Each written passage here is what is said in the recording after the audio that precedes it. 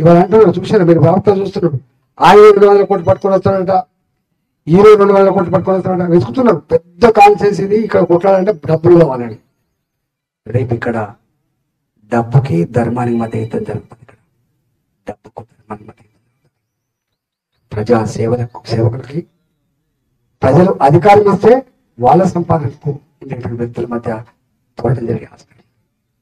గా పోరాటంలో డబ్బుకి ధర్మానికి మధ్య జరిగే పోరాటంలో, సమాజ హితం కోరే వాళ్లకు వాళ్ళ హితం కోరే వాళ్ళకి మధ్య జరిగే పోరాటంలో మీరు ధర్మాన్ని నిలిపేటువంటి బాధ్యత మీ చేతుల్లో ఉంది.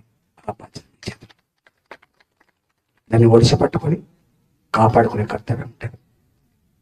ఇవాళ మీరు ఏమవుతుంది, ఎవరికి వెళ్తే మనకేంది కాదు. ఇప్పుడే మీరు చెప్తున్నారు, వెంకటేశ్వరుని గెలిపించుకున్నాం, మాకు ఈ రోడ్లన్నీ వచ్చినాయి. పిలికితే పలికేవాడు కావాలి.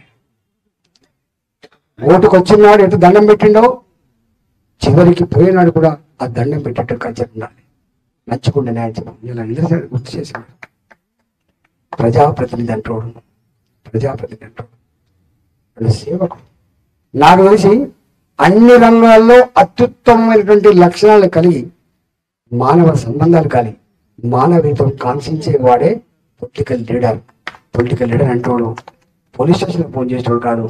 పొలిటికల్ లీడర్ అంటాడు సంపాదనకు దాసం అంటాడు కాదు. పొలిటికల్ లీడర్ అంటాడు ప్రజాహితాన్ని కోరేటటువంటి. దాని అర్థాన్ని మార్చేట్టు అది బాగా అనిపిస్తుంది.